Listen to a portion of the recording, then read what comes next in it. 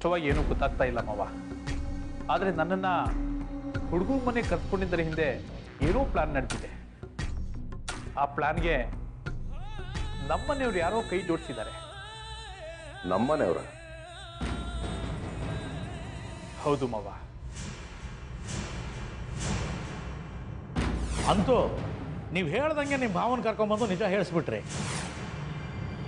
ಗೊತ್ತಾಯ್ತು. ನಮ್ಮನೇಲಿ ಇದ್ಕೊಂಡು ಅಹಲ್ಯ ಮನೆಗೆ ಯಾರು ಸಪೋರ್ಟ್ ಮಾಡ್ತಿದ್ದಾರೆ ಅನ್ನೋದು ಗೊತ್ತಾಯ್ತು.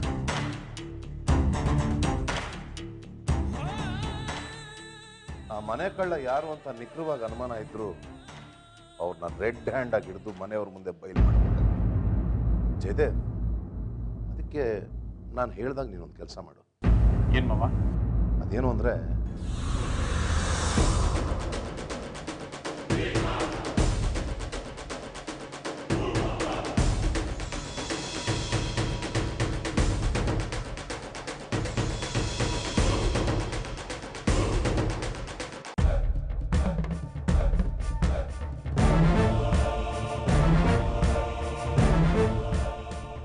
ಗೊತ್ತಾಯ್ತಾ, ಯಾರಿಗೂ ಅನುಮಾನ ಬರಬಾರ್ದು. ಅವ್ರಿಗೆ ಗೊತ್ತಿಲ್ಲದಾಗೆ ಅವ್ರಿಗೆ ಬೆನ್ನ ಹಿಂದೆನೇ ನಾವು ಫಾಲೋ ಮಾಡಿ ಟೈಮ್ ನೋಡಿಕೊಂಡು ಅವ್ರನ್ನ ಓವರ್ಟೇಕ್ ಮಾಡಿ ಅವ್ರ ಮುಂದೆ ನಿಂತ್ಕೋಬೇಕು. ನಮ್ಮ ಬೆನ್ನಿಗೆ ಚೂರಿ ಹಾಕೋರ್ಗೆ ಅವ್ರ ಕಣ್ಣು ಮುಂದೆ ನಾವು ಚೂರಿ ಹಿಡಿದು ನಿಂತ್ಕೋಬೇಕು. ಆಗ್ಲಿ ಮಾವ, ನಾನು ಬರ್ತೀನಿ.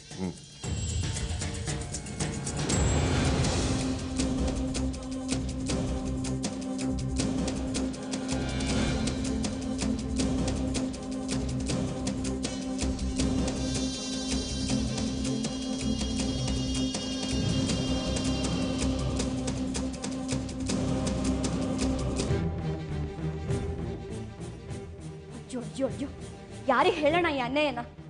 ಯಾರು ಇಲ್ವಾ ಈ ಮನೇಲಿ ನಮ್ಮ ಪರ ನ್ಯಾಯ ಮಾತಾಡೋರು? ಹೋಯ್ತಾ ಒಂದ್ ಸುಟ್ಕೇಸ್ ದುಡ್ಡು ಹೋಯ್ತಾ?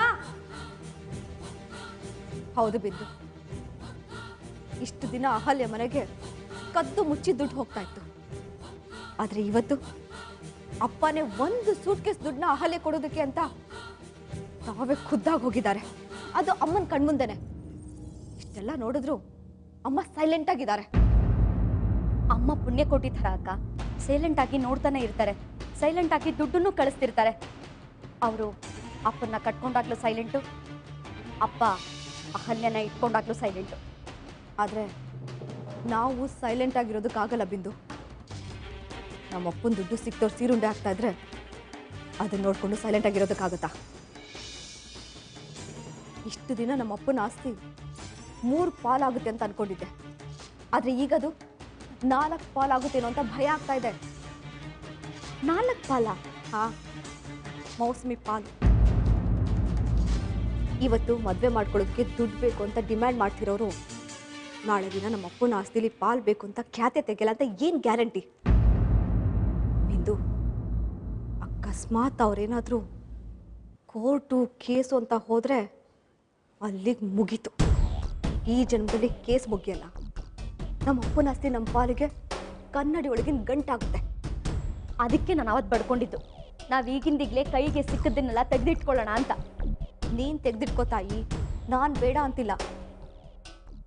ಆದರೆ ನಾನು ತೆಗೆದಿಟ್ಕೊಂಡಿರೋದಕ್ಕೆ ನೀನು ಯಾಕೆ ಕೈ ಹಾಕೋಕೆ ಬಂದೆ? ನಾನು ಅಮ್ಮನ ಜೊತೆ ಹೋಗಿ ಆ ಅಹಲ್ಯ ಮೌಸಮಿ ಮೇಲೆ ಜಗಳ ಮಾಡಿ ಆ ನೆಕ್ಲೆಸ್ನ ವಾಪಸ್ ತಂದಿದ್ರೆ ನೀನು ಯಾಕೆ ಆ ವಿಷಯನ ತಗೊಂಡು ಹೋಗಿ ನಾಗಾರ್ಜುನ್ಗೆ ಹೇಳಿ ಅವನ ರೊಚ್ಚಿಗೆಬ್ಸಿ ಗಲಾಟೆ ಮಾಡಿಸ್ದೆ? ಗಲಾಟೆ ಮಾಡಿಸ್ದೆ ಇನ್ನೇನು ಮಾಡಬೇಕಿತ್ತು ನಾನು? ಆ ನೆಕ್ಲೆಸನ್ನ ಪೂರ್ತಿಯಾಗಿ ಹೊಡಿಯೋಕೆ ನೋಡಿದೆ ನೀನು, ನಾನು ಅದ್ರಲ್ಲಿ ಶೇರ್ ಹೊಡಿಯೋಕೆ ನೋಡಿದೆ. ಆದರೆ ಕೊನೆಗೇನಾಯಿತು? ನಮ್ಮಿಬ್ಬರಿಗೂ ಸಿಗಲಿಲ್ಲ. ಅದೇನೋ ಹೇಳ್ತಾರಲ್ಲ, ಇಬ್ಬರು ಜಗಳ 3ನವ್ರಿಗೆ ಲಾಭ ಅಂತ. ಸರಿ, ನಾವಿಬ್ಬರು ಒಂದು ಒಪ್ಪಂದಕ್ಕೆ ಬರೋಣ. ನೀನು ಪ್ಲಾನ್ ಮಾಡಿ ದುಡ್ಡು ಬಂದರು, ನಾನು ಪ್ಲಾನ್ ಮಾಡಿ ದುಡ್ಡು ಬಂದರು, ಇಬ್ಬರು ಸಮಸಮವಾಗಿ ಹಂಚ್ಕೊಳ್ಳೋಣ. 50-50. ಓಕೆ? ನಾನು ಪ್ಲಾನ್ ಮಾಡಿದ್ರು ನಿನಗೆ 50% ಕೊಡಬೇಕಾ? ಮತ್ತೆ ನಾನು ಪ್ಲಾನ್ ಮಾಡಿ ಗೆದ್ದಾಗಲೂ ನಿನಗೆ ದುಡ್ಡಲ್ಲಿ 50% ಶೇರ್ ಸಿಗುತ್ತಲ್ಲ. ನೀನು ಪ್ಲಾನ್ ಮಾಡೋದು ನನಗೆ ಗೊತ್ತಿದೆ. ನಾನು ಪ್ಲಾನ್ ಮಾಡಿದ್ರಲ್ಲಿ ಹೇಗೆ ಲಾಭ ಮಾಡ್ಕೊಳ್ಳೋದು ಅಂತ ಪ್ಲಾನ್ ಮಾಡ್ತಾ ಇರ್ತೀಯ. ಬೇಡ ಸಿಂಧು, ನಾನು ಸೈಲೆಂಟ್ ಆಗಿದ್ದೀನಿ ಅಂತ ನನ್ನ ತುಂಬ ಕಡಿಮೆ ತೂಕ ಮಾಡ್ತಿದ್ಯಾ ನೀನು. ಪರವಾಗಿಲ್ಲ, ನಿನಗೆ ನನ್ನ ಮೇಲೆ ನಂಬಿಕೆ ಇಲ್ಲ ಅಂದರೆ ಬೇಡ ಬಿಡು. ನಿನ್ನ ದೃಷ್ಟಿನಲ್ಲಿ ನಾನು ಕೈಲಾಗ್ದಿರೊಳಗೆ ಇರ್ತೀನಿ. ಆದರೆ ಒಂದಲ್ಲ ಒಂದಿನ ನನ್ನ ಕೈ ಚಳಕ ಏನು ಅಂತ ನಿಂಗೆ ತೋರಿಸ್ತೀನಿ. ಆವತ್ತು ನೀನು ನನ್ನ ಮುಂದೆ ಕೈ ಕಟ್ಕೊಂಡು ನಿಂತಿರ್ತೀಯ.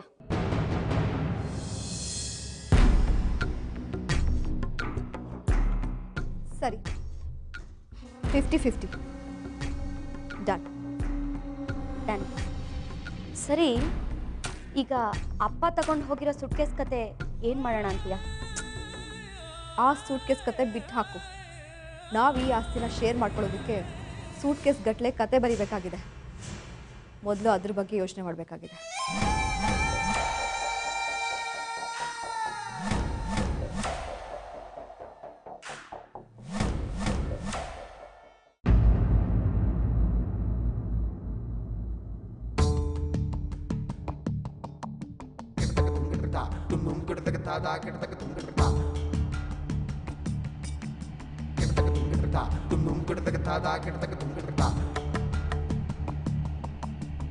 ನೋಡಿ, ಈ ಜೋಡಿ ಮದುವೆ ಆಗೋದಕ್ಕೆ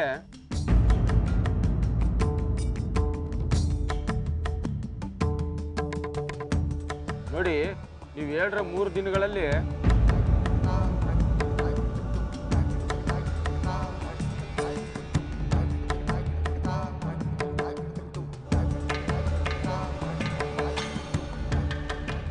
ನೋಡಿ 15ನೇ ತಾರೀಕು ತುಂಬಾ ಚೆನ್ನಾಗಿದೆ.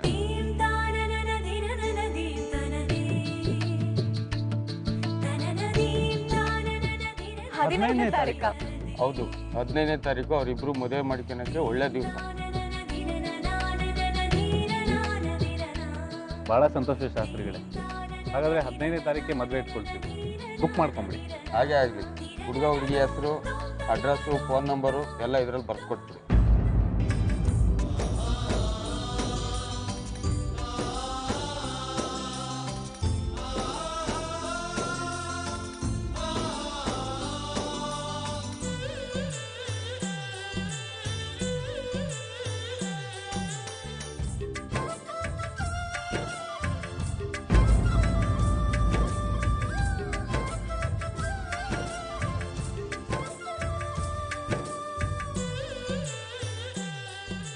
ನಾವಿನ್ನು ಬರ್ತೀವಿ. ಒಳ್ಳೆಯದಾಗಿ ಬರ್ತೀವಿ.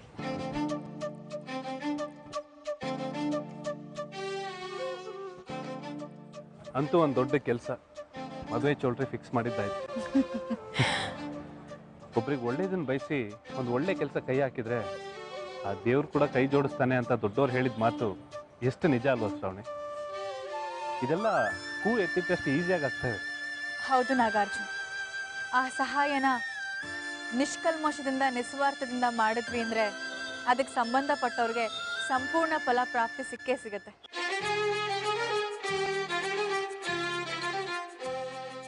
ಯಾಕೆ ಶ್ರಾವಣಿ ಇದಕ್ಕಿದ್ದಾಗೆ ಡಲ್ ಅದೆ? ಅದು ಹೇಳು ಶ್ರಾವಣಿ.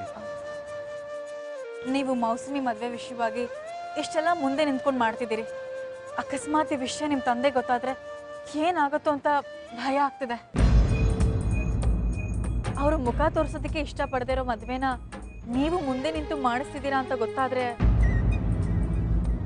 ಶ್ರಾವಣಿ, ಸುಮ್ಮನೆ ಇಲ್ಲದೆ ಇರೋದನ್ನೆಲ್ಲ ಕಲ್ಪಿಸ್ಕೊಂಡು ಯಾಕೆ ಟೆನ್ಷನ್ ಮಾಡ್ಕೊಡ್ತಾ ಇದೆಯಾ? ಅಂಥದ್ದೆಲ್ಲ ಏನೂ ಆಗಲ್ಲ.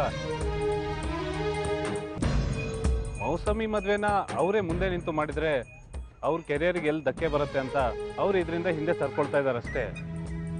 ಇಷ್ಟು ಬಿಟ್ರೆ ಅಹಲ್ಯ ಚಿಕ್ಕಮ್ಮನ ಮೇಲಾಗ್ಲಿ ಮೌಸಮಿ ಮೇಲಾಗ್ಲಿ ಅವ್ರಿಗೆ ಯಾವುದೇ ಥರ ದ್ವೇಷ ಇಲ್ಲ. ಒಬ್ರಿಗೆ ಒಳ್ಳೇದನ್ನು ಬಯಸಿದ್ರೆ ಒಳ್ಳೇದೇ ಆಗತ್ತೆ. ಆಯ್ತಾ? ನಡಿ ಹೋಗೋಣ.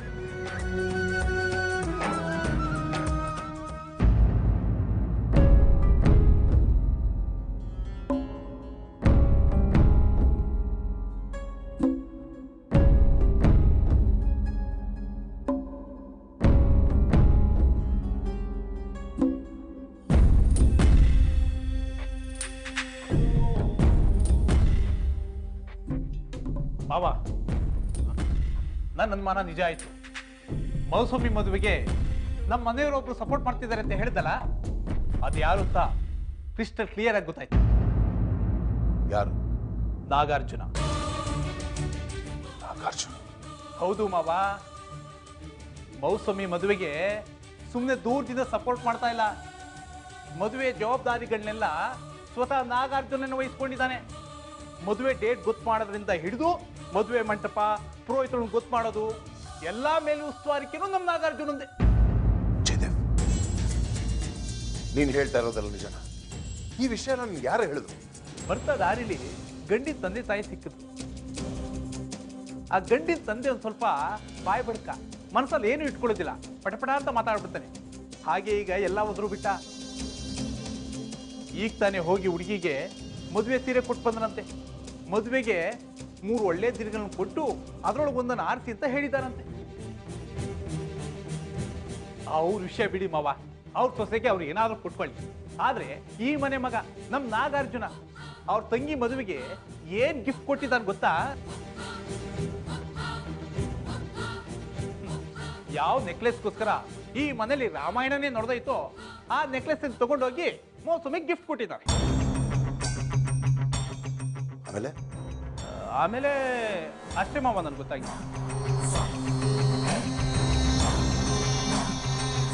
ಉಳಿದಿದ್ದನ್ನು ನಾನು ಬಾಯಿ ಬಿಡಿಸ್ತೀನಿ. ಬಾ ನನ್ನ ಜೊತೆ. ಕರ್ಪೂರದ ಗೊಂಬೆ, ಕರ್ಪೂರದ ಗೊಂಬೆ.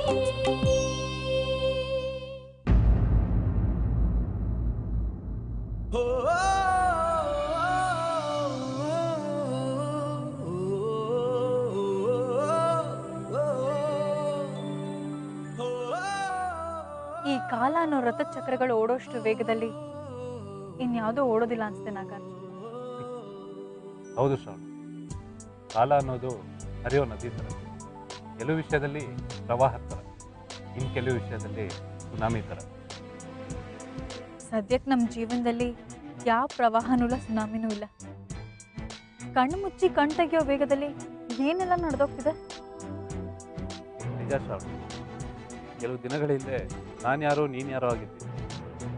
ಹೇಗೋ ನಮ್ಮಿಬ್ಬರು ಪರಿಚಯ ಆಯಿತು. ವೈಷಮ್ಯ ವೈಮನಸ್ಸಿಂದ ಶುರುವಾಗಿದ್ದ ಪರಿಚಯ ಪ್ರೀತಿಯಾಗಿ ಪರಿವರ್ತನೆ ಆಯಿತು. ನನ್ನಲ್ಲಿದ್ದ ರಾಕ್ಷಸ ಕಳೆದು ಹೋಗಿ ನಾನು ಮನುಷ್ಯ ಆದೆ. ನೀನು ನನ್ನ ಪಾಲಿನ ದೇವತೆ ಆದೆ.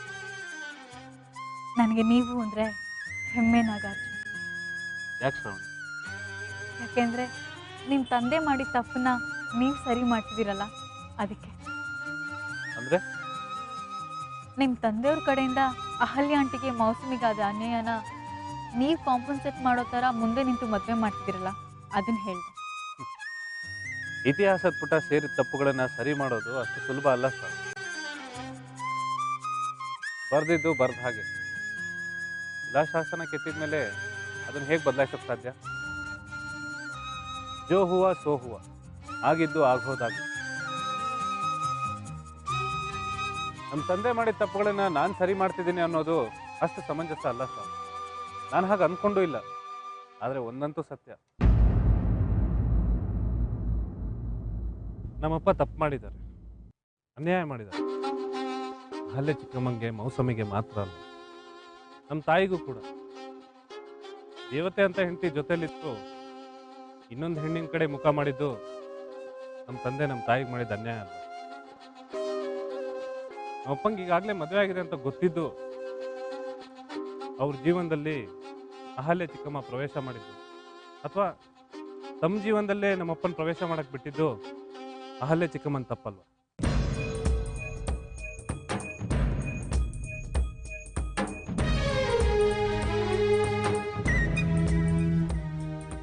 ಹೇಳಿದ್ನಲ್ಲ ಸರ್, ಇತಿಹಾಸದ ಪುಟಗಳನ್ನು ಕೆದಕೋದ್ರಿಂದ, ಗತಕಾಲನ ಪೋಸ್ಟ್ ಮಾರ್ಟಮ್ ಮಾಡೋದ್ರಿಂದ ಯಾವ ಪ್ರಯೋಜನನೂ ಇಲ್ಲ. ಸುಮ್ಮನೆ ಮನ್ಸು ರಾಡಿ ಆಗುತ್ತೆ. ನಿಜ ನಾಗಾರ್ಜುನ್, ನೀವು ಹೇಳಿದ್ದು 100% ಸತ್ಯ. ಇತಿಹಾಸದಿಂದ ನಾವು ಪಾಠ ಕಲಿಬೇಕೆ ಹೊರತು ಇತಿಹಾಸಕ್ಕೆ ನಾವು ಪಾಠ ಕಲ್ಸಕ್ಕೆ ಹೋಗಬಾರ್ದು. ಮುತ್ತಿನಂತ ಮಾತು ಹೇಳಿದೆ ಶ್ರಾವಣ. ಇದು ತೀರ್ಪು ಅಂತಲ್ಲ ನಾಗಾರ್ಜುನ್. ನನ್ನ ಅಭಿಪ್ರಾಯ ಅಂತ ಹೇಳೋದಾದ್ರೆ ಈ ಸಮಸ್ಯೆಗೆಲ್ಲ ಮೂಲ ಕಾರಣ ನಿಮ್ಮ ತಂದೆ. ಗಂಡ ಆದವನು ಹೆಣ್ಣಿಗಿಂತ ಶಕ್ತಿವಂತನಾಗಿರ್ತಾನೆ. ಅದಕ್ಕೆ ಆ ಪ್ರಕೃತಿ ಹೆಣ್ಣನ್ನ ಕೈ ಹಿಡಿದು ನಡೆಸೋ ಜವಾಬ್ದಾರಿನ ಗಂಡಿಗೆ ವಹಿಸಿರ್ತಾನೆ. ಆದರೆ ಗಂಡ ಆದವನು ಅದನ್ನ ದುರುಪಯೋಗ ಮಾಡ್ಕೋಬಾರ್ದು. ಅಪ್ಪ ತಪ್ಪು ಮಾಡಿದ್ದಾರೆ, ಅವತ್ತಿಂದಲೂ ಅವರು ಆನೆ ನಡೆದಿದ್ದೇ ದಾರಿ ಅನ್ನೋ ಥರನೇ ಬದುಕ್ತಾರೆ. ಅದೇ ಆ ತಪ್ಪೆ ಇವತ್ತು ನಮ್ಮೆಲ್ರಿಗೂ ಮುಳುವಾಗಿದೆ. ಈಗ ನಾನು ಮೌಸಮಿ ವಿಷಯದಲ್ಲಿ ಏನು ಸಹಾಯ ಮಾಡ್ತಾ ಇದ್ದೀನೋ, ಒಬ್ಬ ಒಳ್ಳೆ ಮನುಷ್ಯ ಇನ್ನೊಬ್ಬ ಮನುಷ್ಯನಿಗೆ ಮಾನವೀಯ ದೃಷ್ಟಿಯಿಂದ ಏನೇನು ಸಹಾಯ ಮಾಡ್ಬೋದೋ ಅದನ್ನು ಮಾಡ್ತಾ ಇದ್ದೀನಿ. ಅದು ನಿನಗೋಸ್ಕರ, ನೀನು ಅದರಿಂದ ಸಂತೋಷವಾಗಿರ್ತೀಯ ಅನ್ನೋದಕ್ಕೋಸ್ಕರ. ಅಂದಾಗೆ ಒಂದು ವಿಷಯ ಗಮನಿಸಿದೆ ಶ್ರವಣಿ, ದೇವಸ್ಥಾನದಲ್ಲಿ ಪುರೋಹಿತರು ಮದುವೆಗೆ 15ನೇ ತಾರೀಕೆ ಸೂಕ್ತವಾದ ದಿನ ಅಂತಿದ್ದ ಹಾಗೆ ನಾವಿಬ್ರು ಎಟ್ ಎ ಟೈಮ್ ಎಕ್ಸೈಟ್ ಆಗಿ 15ನೇ ತಾರೀಕು ಅಂತ ಒಟ್ಟಿಗೆ ಅಂದ್ವಲ್ಲ? ಹೌದು. ಸರಿ ಶ್ರವಣಿ, ನೀನು ಅಷ್ಟೊಂದು ಎಕ್ಸೈಟ್ ಆಗಿ 15ನೇ ತಾರೀಕು ಅಂತ ಯಾಕೆ ಕೇಳಿದೆ? Same here.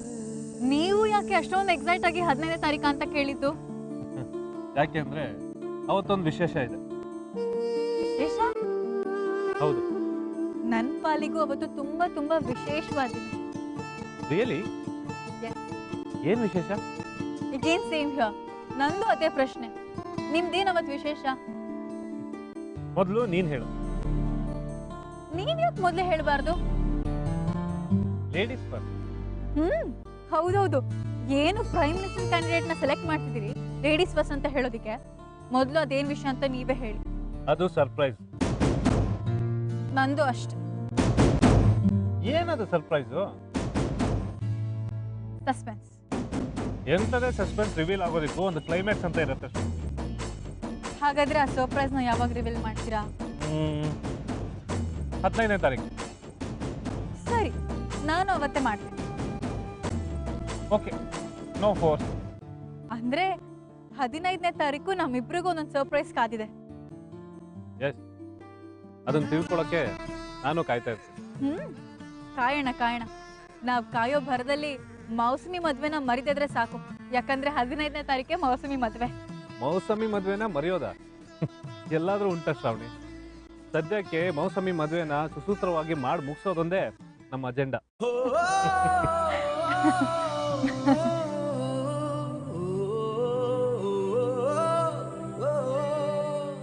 ಕರ್ಪೂರದ ಗೊಂಬೆ ಕರ್ಪೂರದ ಗೊಂಬೆ.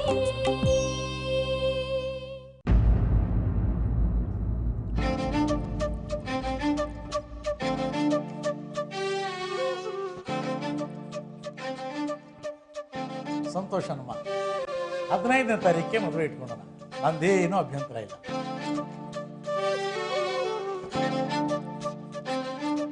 ಅಂದಹಾಗೆ ಮದುವೆ ಎಲ್ಲಿ ಮಾಡಬೇಕು ಅಂತಿದ್ದೀರಿ? ಇಲ್ಲೇ ಶಂಕರ ಮಠದ ಹತ್ರ ಓಂ ಶಕ್ತಿ ದೇವಸ್ಥಾನದಲ್ಲಿ. ಏನು ದೇವಸ್ಥಾನದಲ್ಲಿ ಮದುವೆನಾ?